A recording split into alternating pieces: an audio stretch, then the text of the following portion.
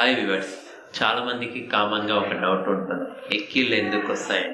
ఎక్కిళ్ళు ఎందుకు వస్తాయి అంటే ఇక్కడ ఒక డయాఫ్రామ్ అనే మజిల్ వల్ల మనకు ఎక్కిళ్ళు వస్తాయి. దానికి రీజన్ ఏంటంటే మనం త్వరగా అన్నం తినడం, ఆల్కహాల్ని బాగా తాగడం వలన, లేకపోతే కూల్ డ్రింక్స్ ఎక్కువ తాగడం వలన.